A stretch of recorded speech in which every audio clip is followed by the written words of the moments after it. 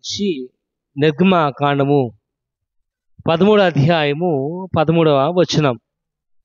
అక్కడ ఒక మాట కనబడుతుంది. ప్రతి గాడిద తొలి పిల్లను వెల ఇచ్చి విడిపించాలి అని. ఏం చేయాలంట?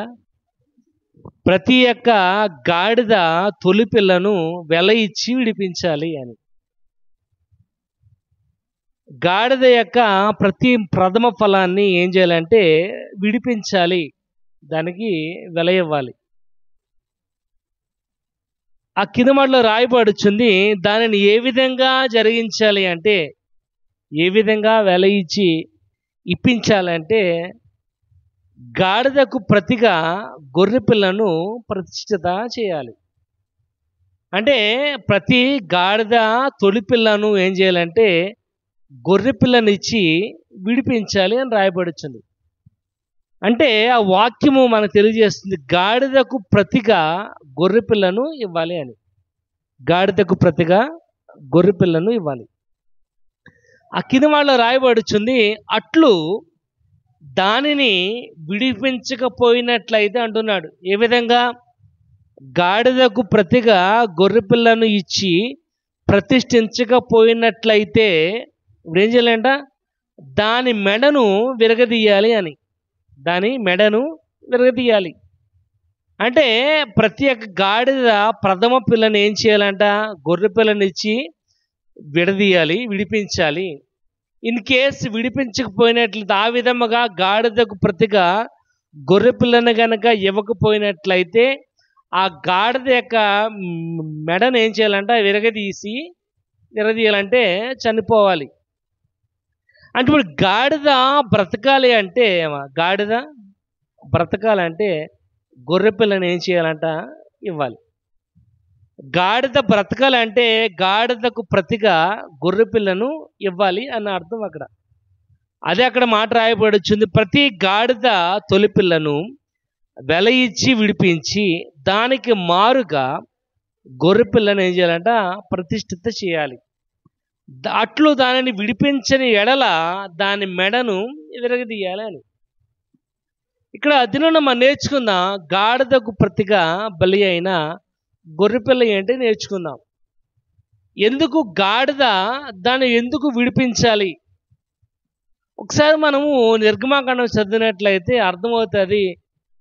బలులు ఎన్ని ఉన్నాయి, ఏ జంతువులు బలికి ఉపయోగపడతాయో రాయబడి ఉన్నాయి.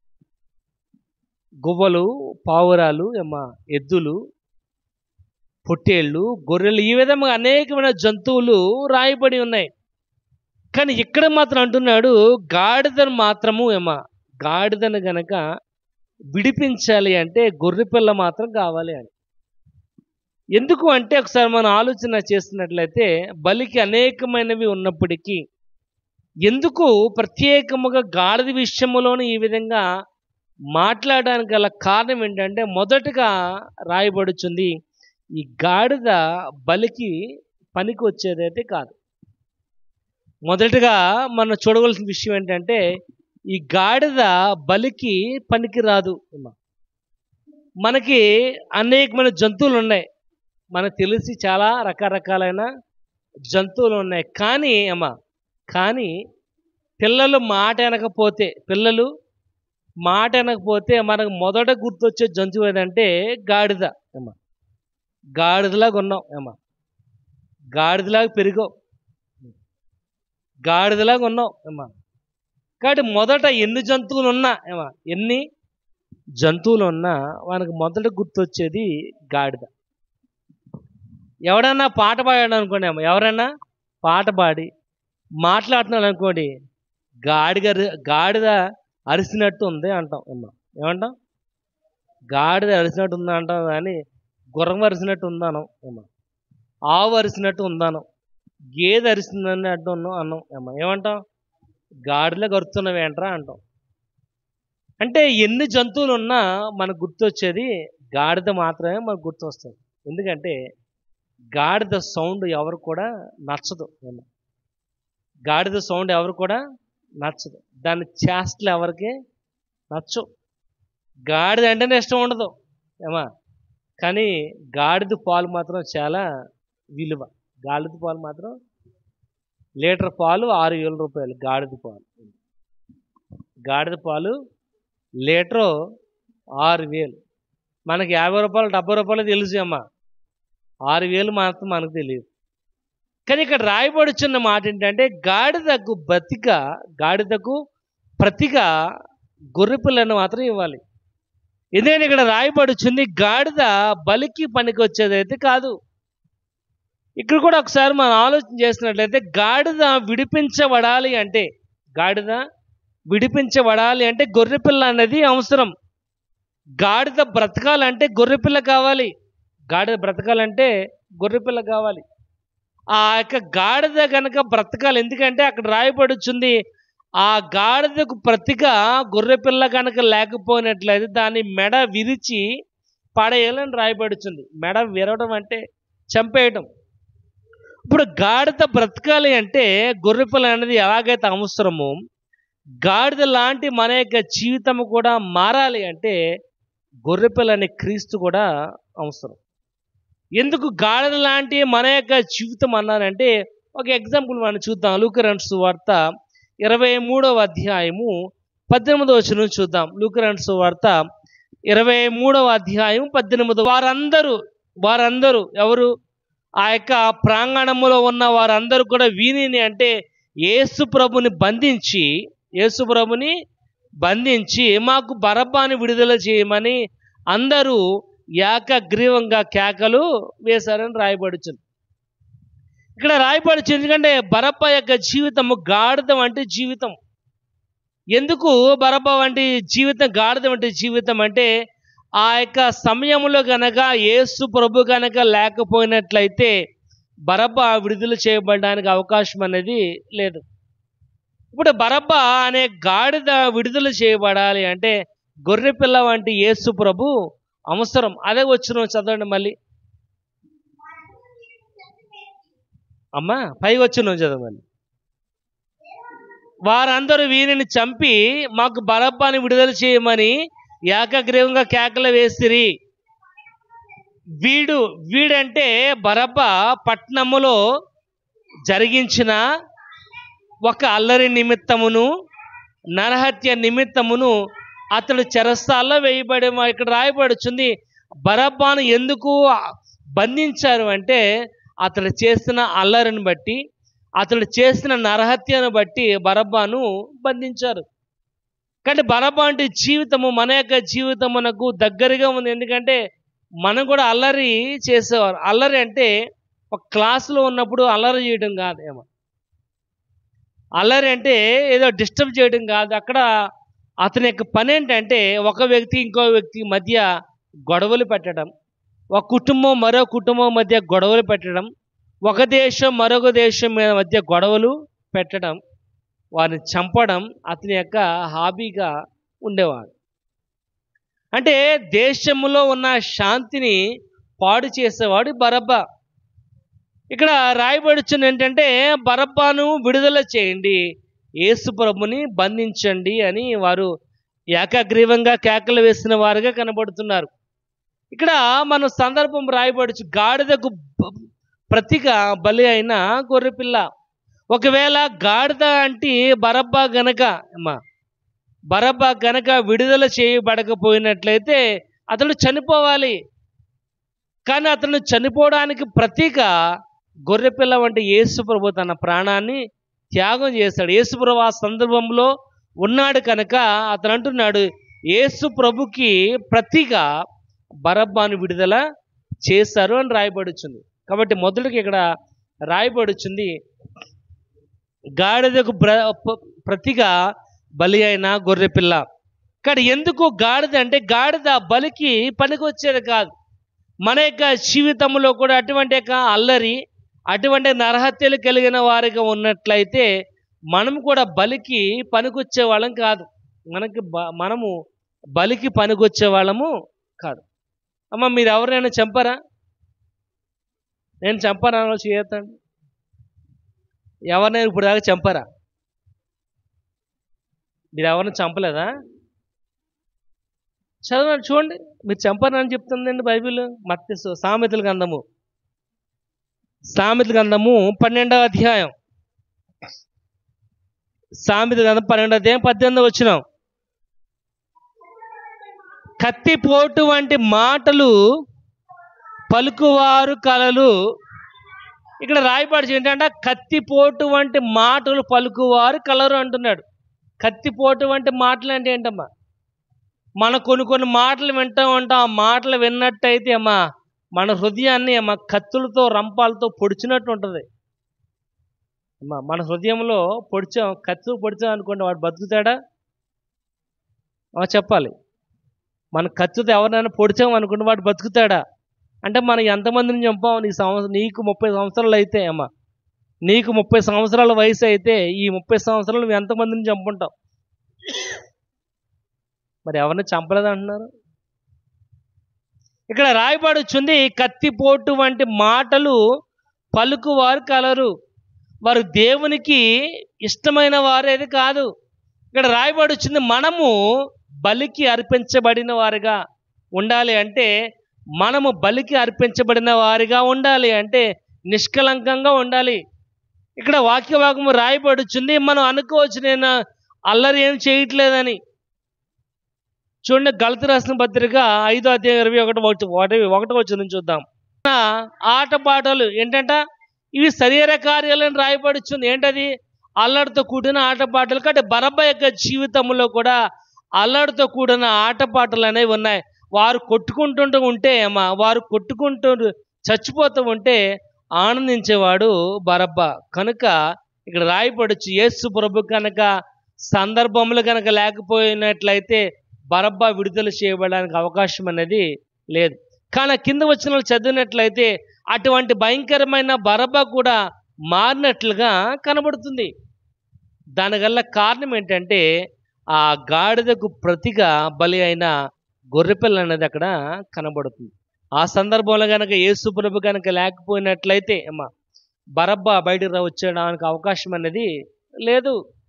అంటే నాన్ బెయిలబుల్, అతనికి బెయిల్ ఇవ్వడానికి కూడా అవకాశం లేదు. కానీ యేసు ప్రభు ఆ సందర్భంలో ఉండటం వల్ల ఎవరిని విడుదల చేయాలి అని ఆలోచన చేస్తున్నప్పుడు బరబ్బాని విడుదల చేయడం అనేది జరిగింది. కానీ ప్రియమైన వాళ్ళరా, ఆ గొర్రె పిల్లానికి లేకపోయినట్లయితే గాడిద యొక్క జీవితం అనేది మరణానికే తప్ప మోక్షం అనేది లేదు. ఆ గొర్రెపిల్ల కనుక లేకపోయినట్లు చూడండి, 1 పేతురు 1వ అధ్యాయం 19వ వచనం ఒకసారి చూద్దాం. అనగా నిర్దోషమును నిష్కలంకముగు గొర్రె పిల్ల వంటి క్రీస్తు రక్తము ద్వారా మాత్రమే విమోచన. ఇక్కడ రాయబడి ఏంటంటే అమూల్యమైన నిష్కలంకమైన గొర్రె పిల్ల వంటి యేసు క్రీస్తు యొక్క రక్తము ద్వారా మాత్రమే విమోచన అని రాయబడుచుంది. కాబట్టి నీ కోసము ప్రతిగా బలి అయిన ఆ గొర్రెపిల్ల యొక్క రక్తం ఏంటంటే నిష్కలంకమైనది, నిర్దోషమైనది, కళంకము లేనిది అని రాయబడుచుంది. దాని ద్వారా మాత్రమే నీకు విమోచన. అందుకే ఎఫెసీయులకు రాసిన 2వ అధ్యాయం 8వ వచనం రాయబడుచుంది, మీరు విశ్వాసం ద్వారా కృపచేతనే రక్షింపబడి ఉన్నారు, అది మీ వలన జరిగినదైతే కాదు కానీ దేవుని యొక్క వరం. కాబట్టి నువ్వు రక్షింపబడి ఉన్నావంటే అమ్మా, నువ్వు రక్షింపబడి ఉన్నావంటే దానికల్లా కారణమైన దేవుని యొక్క కృప మాత్రమే. అక్కడ ప్రియమైన వాళ్ళ అక్కడ వాక్య భాగం రాయబడచ్చు. ఎందుకు గాడిదకు ప్రతిగా గొర్రెపిల్ల అంటే గాడిద బలికి పనికిరాదు కనుక, గాడిదకు బ్రతిగా అంటే గాడిద వంటి నీ జీవితం, గాడిద వంటి మన జీవితం ఆయన మనకు బలికి పనికిరాదు కనుక. ఎందుకంటే శరీర కార్యాలు రాయబడుచున్నాయి. 19వ వచనం 5వ అధ్యాయం 19వ వచనం గలతీ రాసిన పత్రికలో అవన్నీ కూడా మన యొక్క జీవితములో ఉన్నవే. అవన్నీ ఉన్నప్పుడు మనం దేవునికి బలి అర్పించాలి అంటే, దేవునికి బలిగా ఉండాలి అంటే అది జరిగేది కాదు. కనుక మనలో ఉన్న మలినమును తీసివేయాలంటే గాడిద వంటి మన యొక్క జీవితం మనకు ప్రతిగా గొర్రెపిల్ల అన్నది అవసరం. ఆ గొర్రెపిల్ల ప్రభు అయిన క్రీస్తు, ఆ నీకో తన ప్రాణాన్ని త్యాగం చేస్తున్న వాడిగా కనబడుతున్నాడు. కనుకనే ఇక్కడ రాయబడుచుంది, ప్రతి గాడిద తొలిపిల్లను వెల ఇచ్చి విడిపించి దానికి మారుగా ఏం చేయాలంట? గొర్రెపిల్లను ప్రతిష్ఠిత చేయాలి. కాబట్టి ఆ గొర్రెపిల్ల ఎవరంటే ప్రభు అయిన క్రీస్తు నీకు మారుగా తన ప్రాణాన్ని త్యాగం చేశాడు గనక గాడిద వంటి నీ జీవితం మారకపోయినట్లయితే ఆ బలికి విలువ అనేది లేదు. గాడిద లాంటి నీ జీవితము ఉపయోగపడకపోయినట్ల దేవునికి ఆయన అర్పించిన ఆ బలికి విలువ అనేది, అర్థం అనేది లేదు. కనుక ఆ విలువకు, ఆ యొక్క మరణానికి అర్థం ఉండాలి అంటే గాడిదలాడి నీ యొక్క జీవితం ఏం చేయాలంటే మారాలి. ఎందుకంటే నీకు ప్రతిగా ఆయన బలి అర్పించాడు. ఆయనే బలైపోయిన వాడిగా కనబడుతున్నాడు. కానీ ప్రియమైన వాళ్ళరా, ఒకటి అది బలికి పనికి రాదు కనుక గాడిదకు ప్రతిగా గొర్రెపిల్ల అన్నది అవసరం. రెండోది మనం చూద్దాం, ఎందుకు గాడిదకు ప్రతిగా గొర్రెపిల్ల అనేది దేవుని యొక్క వాక్యం తెలియజేస్తుంది. లూకా రాసిన సువార్త 19వ అధ్యాయం, లూకా రాసిన సువార్త 19వ అధ్యాయం 30 చదువుకుందాం. ఎదుట ఉన్న గ్రామమునకు వెళ్ళుడి, అందులో మీరు ప్రవేశింపగానే కట్టబడి ఉన్న ఒక గాడిద పిల్ల మీకు కనబడును, దాని మీద ఏ మనుషుడును ఎన్నడును కూర్చుండలేదు. ఇక్కడ రాయబడుచున్న మాట ఏంటంటే, రెండవది కట్టబడి ఉన్న గాడిద పిల్ల కనబడుతుంది మనకి. ఎప్పుడైతే ఆ గాడిద అయితే జంతువు ఎప్పుడైతే మనం కడతామమ్మా, ఎప్పుడు కడతాం? ఒక జంతువు, ఒక ఆవు ఉంది, ఒక ఎద్దు ఉంది, ఒక ఆవు ఉంది, ఒక దున్నపోతు ఉంది మన దగ్గర అమ్మా, దాన్ని ఎప్పుడు కట్టేస్తాం? అది మాట వినకపోతే కట్టేస్తాం ఏమా. జంతువులు ఉన్నాయి, ఇప్పుడు ఆవులు ఉన్నాయి అనుకో, పొద్దున్నే వాడు తోలుకి వెళ్ళిపోతాడు, సాయంత్రం రాగానే కట్టుకర్రలో కట్టేస్తాడు. ఎందుకంటే ఆ రాత్రులు ఎక్కడికి వెళ్తాయో తెలియదు కనుక వాడు ప్రొటెక్షన్ పొద్దున్న ఇప్పేస్తారు. కానీ కొన్ని జంతువులు ఉంటాయి ఏమా, రోజంతా కూడా అది కట్టుకర్రలోనే ఉంటుంది, రోజంతా కూడా కట్టబడే ఉంటుంది. ఎందుకంటే అమ్మా, దానివల్ల యజమానికి సంతోషం అనేది లేదు, దానివల్ల యజమానికి ఆనందం లేదు, దానివల్ల యజమానికి ప్రేమ పొందుకునే అవకాశం లేదు. ఎందుకంటే అమ్మా, అది యజమాని యొక్క మాట వినట్లేదు కనుక దానికి సంతృప్తి అయిన ఆహారం కూడా ఉండదు అమ్మా. ఎందుకంటే అమ్మా, అది యజమానికి మాట వినే విధంగా లేదు కనుక. ఇక్కడ కూడా రాయబడుచు ఎందుకు గాడిదకు ప్రతిగా గొర్రెపిల్ల అనేది అంటే ఇక్కడ రెండోది రాయబడుచుంది, యజమాని యొక్క ప్రేమను అది పొందుకోలేకపోతుంది కనుక అది కట్టబడి ఉంది. ఇక్కడ రాయబడుచుంది ఏంటంటే, మీరు అందులో ప్రవేశింపగానే కట్టబడి ఉన్న గాడిద పిల్ల మీకు కనబడును అని. కట్టబడి ఉంది అది అంటే యజమాని మాట అది వినట్లే, యజమానికి దానివల్ల ఉపయోగం లేదు, యజమానికి దానివల్ల సంతోషం లేదు. ఎందుకంటే ప్రతి ఇంటికి వెళ్ళే ప్రతి మొక్కలు తినేస్తుంది అది అమ్మ, ప్రతి మొక్కల్ని తినేస్తుంది. ఏమంటాం ఏమ్మా, గాడిదని తిడతామా? దాని యజమాని తిడతాం ఏమ్మా, దాన్ని యజమాని తెచ్చుకుంటు. గేదె వెళ్ళి అమ్మ చేను మేసేస్తుంది అనుకోండి, ఏం చేస్తాడు రైతు? గేదెని కట్టేస్తాడు అమ్మా, గేదెని కట్టేస్తాడు. యజమాని వెళ్తాడు అమ్మ, యజమానికి ఇవ్వాల్సిన అన్నీ ఇచ్చేసి అమ్మ, ఎంతైతే తిందో అంత నష్టపరిహారం కట్టించుకున్న తప్ప విడిదిపోయి దాని గేదెని పంపిస్తాడు తప్ప అమ్మ, దానికి సమాధానం చెప్పకుండా పంపించడు ఏ రైతు కూడా. అంటే ఇక్కడ రాయబడి దానివల్ల యజమానికి సంతోషం లేదు కనుక అక్కడ రాయబడుచుంది కట్టబడి ఉంది అని రాయబడుచుంది. అక్కడ ఇంకో మాట రాయబడుచుంది, దాని మీద ఏ మనుషుడును ఎన్నడూ కూడా కూర్చోలేదు. అంటే ఎవరెక్కి కూర్చున్నా తనుతుంది అది అమ్మ, ఎవరెక్కి కూర్చున్నా తనుతుంది. చూడండి, కొంతమంది ఉంటాయి, కొన్ని గేదెలు ఉంటాయమ్మా, కొన్ని గేదెలు ఉంటాయి, మీకు బాగా అర్థం అవ్వాలంటే అమ్మ, వాడు తప్ప ఇంకెవరైనా దాని దగ్గరికి వెళ్తే అమ్మ తన్నుతాయి, పుడతాయి, పాలు యజమానికి తప్ప అలవాటైన వాడు తప్ప ఇంకెవరు కూడా ఇవ్వవు కొన్ని గేదెలు. ఇక్కడ రాయబడినది ఏంటంటే, దాని మీద ఏ మనుష్యుడు కూడా ఎన్నడూ కూడా కూర్చోలేదు. ఎందుకంటే ఎవరు కూడా దగ్గర రానవట్లేదు, అది సెకండ్ అమ్మ. ఇది అన్నాడు ఇక్కడ ఎవరి దగ్గరికి రానవట్ల, తన్నుతుంది, కొడుతుంది, పుడుతుంది కనుక దానివల్ల యజమానికి ఏ రకమైన సంతోషం లేదు, లాభం లేదు ఏమో. ఇప్పుడు అదే ఎవరైనా ఎక్కించుకుంది అనుకోండి అమ్మ, ఏదో పెళ్ళికి పంపిస్తాడు ఏమో, పెళ్లి కుమారుడు దాని మీద ఊరేగి వస్తాడు, కానీ దానివల్ల లాభం కూడా ఎవరికి కూడా లేదు. మనం కూడా ఆ విధంగానే కట్టబడి ఉన్నాం అనుకోండి, యజమాని యొక్క ప్రేమను మనం పొందుకోలేము. మనం కూడా చాలా రకాలైన కట్టుబాట్లతో కట్టబడిన వారిగానే ఉండిపోతూ ఉంటాం. ఇంకా కులమని, మతమని అమ్మా, పెద్దల పారంపర్యాచార్యాలని అవని ఇవని నానా రకాలుగా మలినమైపోయిన అన్ని కూడా మనము కట్టబడి బంధించుకున్న వారుగానే కనబడుతూ ఉంటాం. నువ్వు బంధింపబడినట్లయితే నువ్వు సంతోషాన్ని పొందుకోలేవు. నువ్వు బంధింపబడినట్లయితే వాల్యూ లేదు నీ జీవితానికి. నువ్వు బంధింపబడినట్లయితే యజమాని యొక్క ప్రేమ నువ్వు పొందుకోలేవు. నువ్వు బంధింపబడ్డావు అంటే దేనికి కూడా ఉపయోగం అనేది లేదు. ఇక్కడ రాయబడి రెండవది, ఎందుకు గాడిదకు ప్రతిగా ఎందుకు గొర్రెపిల్ల అంటే ఆ గాడిద కట్టబడి ఉంది కనుక యజమాని యొక్క సంతోషాన్ని పొందుకోలేకపోతుంది. ఒకసారి చూడు, రోమా 3:23 చూద్దాం. రోమా పత్రిక, ఏ భేదము లేదు, అందరూ పాపం దేవుని యొక్క మహిమను, నువ్వు ఇంకా కట్టబడి ఉన్నట్లయితే దేవుని యొక్క మహిమ నువ్వు పొందుకోలేవు. నువ్వు కట్టబడి ఉన్నట్లయితే యజమాని యొక్క సంతోషాన్ని పొందుకోలేవు. నువ్వు కట్టబడి ఉండటం వల్ల ప్రయోజనం లేదు. కాబట్టి నీ యొక్క జీవితం కూడా గాడిద బ్రతుకు వంటి జీవితముగా కట్టబడి ఉన్నట్లయితే అమ్మా ఉపయోగం లేదు. కానీ నీ కోసం ఒక గొర్రెపిల్ల అనే యేసు ప్రభు నీ కోసం తన ప్రాణాన్ని త్యాగం చేశాడు. గుర్తుపెట్టుకో, నీ బంధకములు విడిపించబడిన వాడిగా కనబడుతున్నాడు. ఎందుకంటే యెషయాలో రాయబడుచుంది, బంధకములో నుండి విడుదల చేయడం, జైల్లో నుంచి బంధింపవారిని విడుదల చేయడం అనే యొక్క పని. కానీ ఇక్కడ రాయబడుచుంది, యజమాని యొక్క ప్రేమను పొందుకోని విధంగా గాడిద ఉంది. కనుక ప్రియమైన వాళ్ళారా, మనం ఇప్పబడినట్లయితేనే దేవుని యొక్క మహిమ నువ్వు చూస్తావు. అంతే ఇక్కడ యోహాను 11 కూడా రాయబడుచుంది, అమ్మా నువ్వు నమ్మితేనే దేవుని యొక్క మహిమ నువ్వు చూస్తావు. నువ్వు నమ్మితేనే అమ్మా. చూడండి 11:37 చదవండి. యోహాను 11:37. దేవుని యొక్క మహిమ నువ్వు చూతువని నేను నీతో చెప్పలేదా అని ఆమెతో ఏంటంట, నువ్వు నమ్మితే దేవుని యొక్క మహిమ నువ్వు చూస్తావు. ఏంటంటే చనిపోయిన లాజరు 4 దినములైనప్పటికీ పేత వస్త్రములతో కట్టబడిన వాడైనప్పటికీ తిరిగి ప్రాణము పొందిన వాడిగా ఉండి, అదే 12వ అధ్యాయంలో యేసు ప్రభుతో పాటు భోజనాన్ని కూర్చున్న వాడిగా కనబడుతున్నాడు.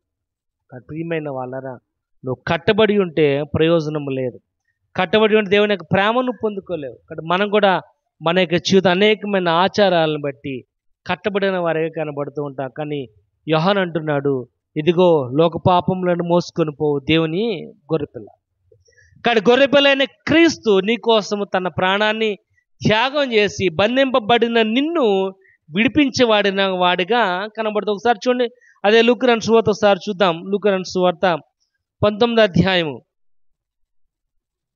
35 చదవండి, 35వ వచనం. దాన్ని తోలుకొని వచ్చి ఆ గాడిద పిల్ల మీద తమ బట్టలను వేసి దాని మీద ఆయన ఎక్కి కూర్చుండెను. ఆయన వెళ్ళుచుండగా తమ బట్టలు దారి పడుకున్న పరిచిరని రాయబడుచుంది.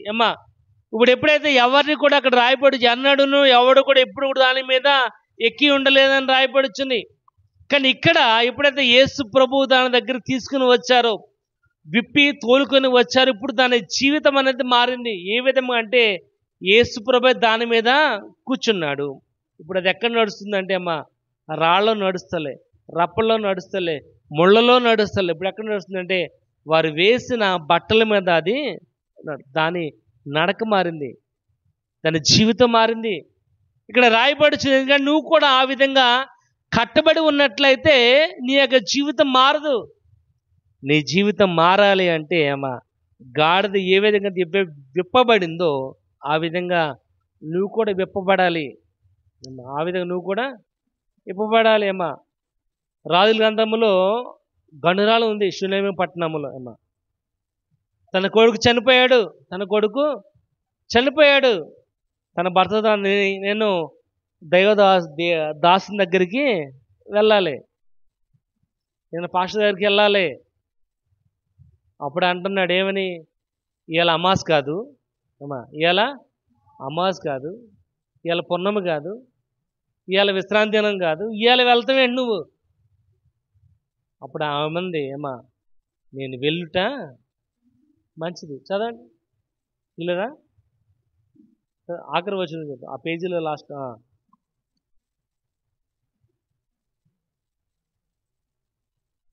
అపోస్తలుల గ్రంథం 4:23. నేడు అమావాస్య కాదే, విశ్రాంతి దినము కాదే, అతని వద్దకు ఎందుకు పోవచ్చున్నావు అని అడగక ఆమె, నేను పోవుట మంచిది. చాలండి. తన భర్తను అంటే ఏమని, ఇలా అమావాస్య కాదు, విశ్రాంతి దినం కాదు, ఈరోజు వెళ్ళటం ఏంటి? ఆమంది, నేను వెళ్ళుట మంచిది అమ్మ, నేను వెళ్ళుట మంచిది. మనకున్న యొక్క చెడ్డ భయంకరమైన ఆలోచన ఏంటంటే అమ్మా, అమావాస్య ఇలా అమావాస్య, తూర్పుకి వెళ్ళకూడదు, పడమటికి వెళ్ళకూడదమ్మా, దక్షిణానికి వెళ్ళకూడదు, ఉత్తరకి వెళ్ళకూడదమ్మా. రకరకాలైన ఆలోచనలు కలిగిన వారుగా ఉంటారు. అనేక రకాలైన ఆలోచనలు. ఏ కార్యం చేయాలన్నా అమ్మా, ఏ కార్యం చేయాలన్నా, మొన్న గృహప్రవేశం చేశాను. మొన్న గృహప్రవేశం ఎన్ని గంటలకంటే అమ్మా, 7:55 ముహూర్తం అమ్మా. 7:55 పాస్టర్ గారండి, 7:55 మీరు ముహూర్తం అండి అన్నారు. మరి నేను రానమ్మా అంటే, అబ్బాయి మీరు కుదరదండి, మీరు రావాలండి అన్నారు. పొద్దున్న లెగ్గనే వెళ్ళిపోయింది నేను. ఎన్ని గంటలకి ముహూర్తం? 7 గంటల అంటే 5 నిమిషాల దాకా, 8 గంటలకే ఫస్ట్ రిబ్బన్ కట్ చేయాలి. వాళ్ళు ఎప్పుడు వచ్చారు చెప్పనా అమ్మా? ఎప్పుడు వచ్చారు చెప్పనా? 9:30కి వచ్చారు. ఎప్పుడు వచ్చారు? 9:30కి వచ్చారు. ఏమని ఇచ్చుకుని అమ్మా, అప్పుడు పాలు ఇచ్చుకుని వచ్చారు. అప్పుడు దాకా కూర్చున్నాను అక్కడ నేను. ఏ అమ్మ అంటే, పాస్టర్ లేట్ అయిపోయింది, క్షమించండి. మరి ముహూర్తం ఎందుకు ఎత్తిచ్చారమ్మా? అదే ముహూర్తం మెయిన్ ఏమా, నా తప్పదు. మరి మనం కూడా ఏమా ఏం చేయాలని ముందు ఏమా ముహూర్తం పెట్టచ్చు. నిన్న పెద్దల భోజనంకి వెళ్ళాను ఏమో, పెద్దల భోజనంకి వెళ్ళాను అంటే పెళ్ళికొడుకు చూపులకి వెళ్ళాను. అంటున్నాడు ఏమా, ఆ పెళ్ళికొడుకు వాళ్ళ నాన్న అంటున్నాడు, నిశ్చితార్థం ఇప్పుడు చేయాలో, పెళ్ళి ఎప్పుడు చేయాలో మేము వెళ్ళి పెట్టించుకుంటామండి, మీకు ఫోన్ చేస్తామండి అన్నారు. అంటే పాస్టర్ గారు కావాలి దేనికి? ప్రార్థన చేయడానికి పాస్టర్ కావాలి అమ్మా. దానికి ఇవ్వాలంటే మొక్కుబడి మాత్రం అమ్మా గౌరీపట్నం వెళ్ళాలి. పాస్టర్ ట్రాక్టర్ కొనుక్కుంటాం ప్రార్థన చేయండి, ట్రాక్టర్ కొనుక్కుంటాం ప్రార్థన చేయండి అంటే, మా పలానా వ్యక్తి ట్రాక్టర్ కొనుక్కుంటాడంట, ప్రార్థన చేస్తే అడు కొనేసుకున్నాడమ్మా. ప్రార్థన రాలేదు. ఎలా ఏమ్మ అంటే, పాస్టర్ అండి నేను ట్రాక్టర్ తెచ్చామండి, గౌరీపట్నం వెళ్తారమ్మా, ఆయన ముక్కున్నాడు అండి, గౌరీపట్నం వెళ్ళామండి అంటే, ప్రార్థన ఏమో ఇక్కడ ఏమో, ప్రతిఫలం ఏమో మరి ఇంకెక్కడ. మనం ఇంకా కట్టబడి ఉంటే ప్రయోజనం ఏంటి ఏమో. అందుకని అంటుంది, ఇలా అమావాస్య కాదు, పుణ్యం కాదు. ఎందుకంటే మనవాడికి అలాగే వెళ్తూ ఉంటాం అమావాస్య పుణ్యానికి. అందుకే ఆయనకి అదే అలవాటు అయిపోయింది. ఇలా అమావాస్య కాదు, పుణ్యం కాదు, ఇవాళ ఎందుకు వెళ్తున్నావు అంటే, నేను పోవుట, నువ్వు కట్టబడి ఉంటే ప్రయోజనం అనేది నువ్వు విప్పబడాలి. ఇక్కడ రాయబడి వచ్చింది అమ్మ.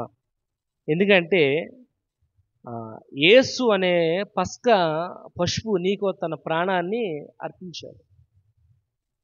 ఐగుప్తు దేశంలో ఇజ్రాయెల్ జనంగా ఉన్నప్పుడు ఆఖరి యొక్క తెగులు ఒకటి వచ్చింది. అదేంటంటే మొదటి సంతానం చనిపోవడం. అక్కడ రాయబడుచుంది, మీరొక పస్కా పశువును తీసుకొని బలిచ్చి దాని రక్తాన్ని ఒక గిన్నెలో ముంచి హిస్సోపు చిక్కముడు తీసుకొని ప్రతి ఒక్క గుమ్మానికి ద్వారబంధాలుగా రక్తాన్ని మీరు రాయాలి. రాసిన తర్వాత ఆ ఇంట్లో నుండి ఎవరు కూడా బయటికి రావడానికి వీల్లేదు. ఆ వీల్లేదన్న అక్కడ రాయబడుచు, ఎవరైతే ఏ గుమ్మానికైతే ఆ రక్తము రాయబడదో, ఆ ఇంట్లో ఉన్న ప్రథమ శిశువు చనిపోతాడు అని రాయబడింది. అక్కడ రాయబడుచున్నట్లుగా ఆ సంహార దూత వచ్చింది. ఏ గుమ్మానికైతే రక్తము రాయబడి ఉందో, ఏ గుమ్మానికి ద్వారబంధాలకు రక్తం అయితే రాయబడి ఉందో, ఆ గుమ్మము దాటి వెళ్ళిపోయినట్లే కనబడుతుంది. నిర్గమకాండము 12:22-23 రాయబడుతుంది.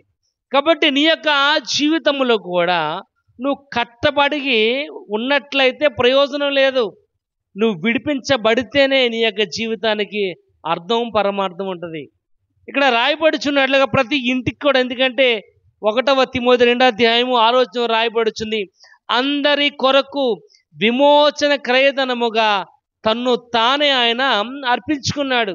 అందరి కొరకు, నీ కోసము, నా కోసం, మనందరి కోసము ఆయన తన ప్రాణాన్ని త్యాగం చేస్తున్న వాడు కనబడుతున్నాడు. ఆయన గనక ఆ యొక్క గొర్రె పిల్లగా తన ప్రాణాన్ని గనక త్యాగం చేయకపోయినట్లయితే ఇంకా నువ్వు కట్టబడి ఉంటావు. కట్టబడి ఉండటం వల్ల ప్రయోజనం అనేది లేదు. ఎందుకంటే ప్రకటన గ్రంథం 5వ అధ్యాయము 9, 10 వచనాల్లో రాయబడి చదువు ఒకసారి. ప్రకటన 5వ అధ్యాయము 9, 10 వచనాలు. మీరు ఆ గ్రంథమును తీసుకుని,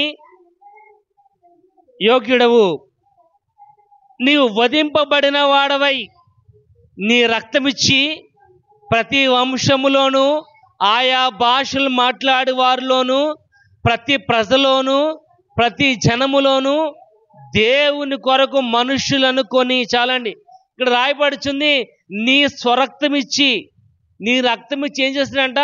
ప్రతి ఒక్క జనములోను, ప్రతి ఒక్క దేశములోను, ప్రతి ఒక్క భాషలు, ఆయా భాషలు మాట్లాడే వాళ్ళను, ప్రజలలోను దేవుని కొరకు మనుషులను కొని అని రాయబడుచుంది. నువ్వు ఇక్కడ ఉన్నావంటే నీ యొక్క గొప్ప విషయం కాదు, కానీ దేవుని యొక్క కృప. ఆయన నిన్ను తన స్వరక్తమిచ్చి కొన్నాడు. అందుకని తిమోతి అంటున్నాడు, ప్రతి వాని యొక్క జీవితముల విమోచన కోసం క్రయధనముగా ఆయన తన ప్రాణాన్ని పెట్టాడు. ఆయన రక్తమిచ్చి కొన్నాడు నిన్ను. ఆయన రక్తమిచ్చి నీకున్న బంధకములలో నిన్ను విడుదల చేశాడు. కానీ ఇంకా నువ్వు ఆ బంధకములు ఉండిపోతానని ఆశపడుతున్నావు. ఎందుకంటే ఇక్కడ రాయబడుచుంది, ఒకటి, అది బలికి పనికిరానిది. రెండోది, అది యజమాని యొక్క సంతోషాన్ని పొందుకోలేనిదిగా ఉంది. కనుక దానికి ప్రతిగా, గాడిదకు ప్రతిగా గొర్రెపిల్ల అనేది అవసరం. ఒకసారి ఆలోచన చేసిన, అసలు గాడిద ఎందుకండి, గాడిదకి ప్రతిగా గొర్రెపిల్ల ఎందుకంటే ఒకసారి మనం ఆలోచన చేస్తున్నట్లేదమ్మా. అలా గాడిదని ఇవ్వడం ఎందుకు, గాడిదకు బదులుగా గొర్రెపిల్లని ఇవ్వటం ఎందుకు అమ్మా? అన్ని జంతువులు ఉన్నాయి కదా, ఏదో జంతువుని పెడితే అమ్మా, ఏదో గాడిద బదులు ఏదో కుందేళ్ళు పెడితే అయిపోను కదా. గాడిదని ఎందుకు పెట్టాలి? దానికి ప్రతిగా గొర్రెపిల్ల ఎందుకు అవసరం అంటే బైబిల్లో రాయబడుచుంది, దానికి చాలా ప్రాముఖ్యత అనేది ఉంది. చూడండి, రోమ 6వ అధ్యాయం, రోమీయులకు రాసిన పత్రిక 6వ అధ్యాయము 18వ వచనం చూద్దాం ఒకసారి. నీతికి దాసులైతిరి, ఇక్కడ రాయబడుచుంది. ఎందుకు? ఇక్కడ ఆయన మనల్ని విమోచించడానికి వచ్చాడు. ఎందుకు ఆయన నిన్ను విడిపించడానికి వచ్చాడు? గాడిద వంటి నీ యొక్క జీవితము ఎందుకు విడిపించబడాలి? దానికి ప్రతిగా ఎందుకు బలి అయిన గొర్రెపిల్ల ఎందుకు అంటే ఇక్కడ రాయబడుచుంది, పాపము నుండి నువ్వు విమోచింపడానికి. నువ్వు పాపముతోనే ఉన్నట్లయితే నువ్వు ప్రభువు అని పిలవడానికి యోగ్యుడవు కావు. నువ్వు పాపములో ఉన్నట్లయితే నీ జీవితము దేవునికి ఇష్టమైంది కాదు. నువ్వు పాపములో ఉన్నావంటే పాపం వల్ల వచ్చు జీతం మరణం. అమ్మా, నమ్మిన వానికి ఒక మరణమే, నమ్మని వానికి 2 మరణాలు. అమ్మా, నమ్మిన వానికి ఒక మరణం. ఎడది యేసుప్రభు సొంత రక్షణ అంగీకరించాడో ఒక మరణమే. నమ్మని వారికి మాత్రం 2 మరణాలు. నమ్మిన వారికి, ఎవరైతే విశ్వాసం ఉంచారో వారికి ఒక మరణం ఏంటంటే అమ్మా, చచ్చిపోవటం, మరణం. ఎందుకంటే మనం తిరిగి లేవపడతాం, మళ్ళీ చనిపోవడానికి అవకాశం లేదు. కానీ ఎవరైతే క్రీస్తులో లేకుండా చనిపోయారమ్మా, క్రీస్తులో భౌతికమైన మరణం ఉంటుందమ్మా. రెండోది అగ్ని మరణం, నిత్య మరణం కూడా. అక్కడ అగ్ని ఆరదు, పురుగు చావదు, కొరుకు చుందేరు పండ్లు పటపట. అది 2వ మరణం. ఇక్కడ రాయబడుచుంది ఏంటంటే మనలను పాపములో నుండి విడిపించడానికి యేసు ప్రభు ఈ లోకానికి వచ్చి, ఇక్కడ రాయబడుచుంది, ఆ గాడిదకు బ్రతిగా ఆయనే గొర్రెపిల్లగా తన ప్రాణాన్ని త్యాగం చేయడం గల కారణం ఏంటంటే నిన్ను పాపములో నుండి విడుదల చేయడానికి కోసం. చూడండి, రెండో చూద్దాం. 107వ కీర్తన 19వ వచనం చూడండి ఒకసారి. 107వ కీర్తన 19వ వచనం. కష్టకాలమందు వారు యెహోవాకు మొరపెట్టిరి, ఆయన వారి ఆపదలో నుండి. ఇక్కడ రాయబడి ఏంటంటే కష్టకాలమందు అని రాయబడుచుంది.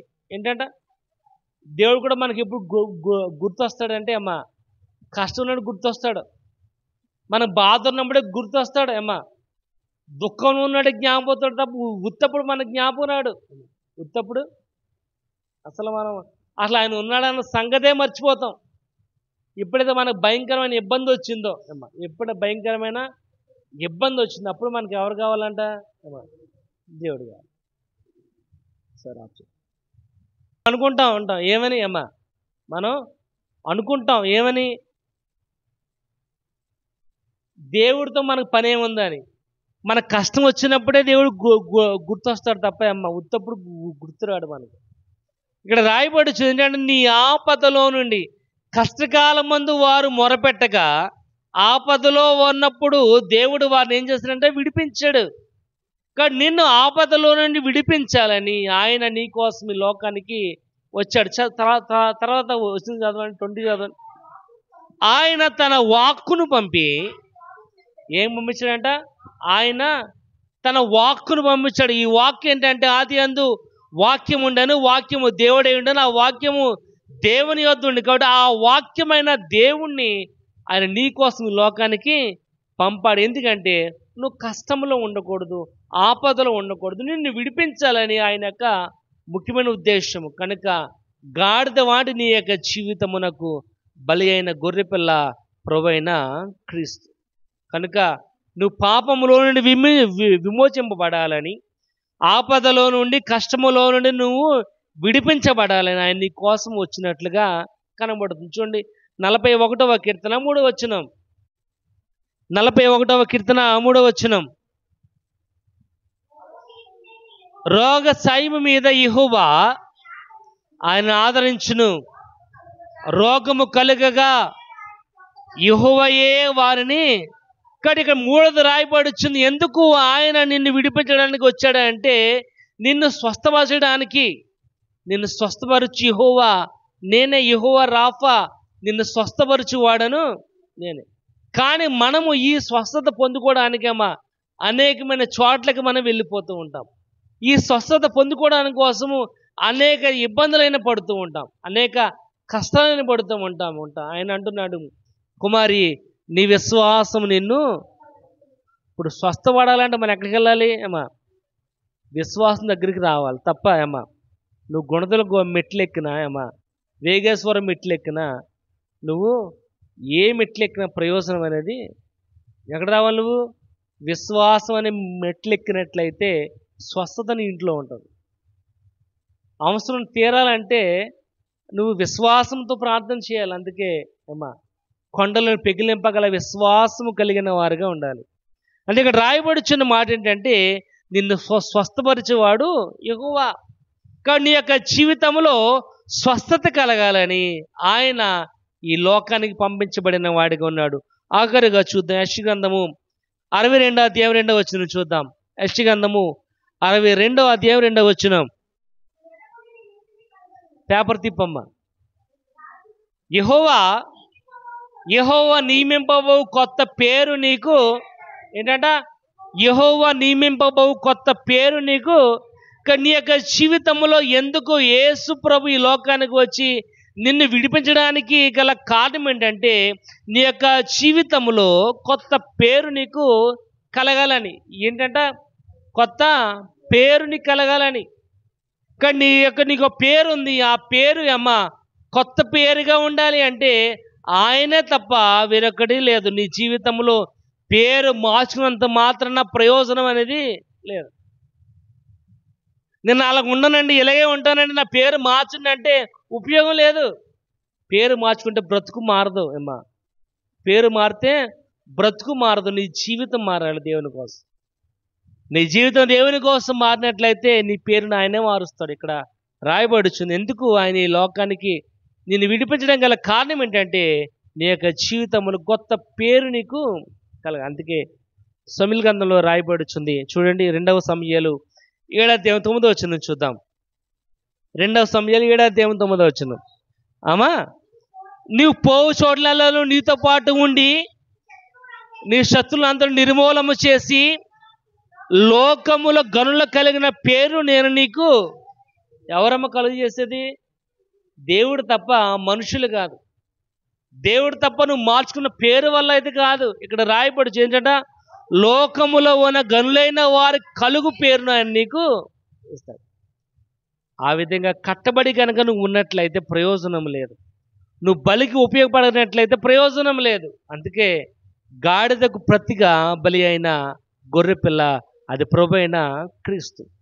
కానీ గాడిద వంటి నీ జీవితము, మన జీవితమును ఆయన గొర్రెపిల్ల వంటి రక్తము ద్వారా విమోచించి నూతన పరిచి నిన్ను విమోచించాడు కనుక అక్కడ రాయబడుచుంది.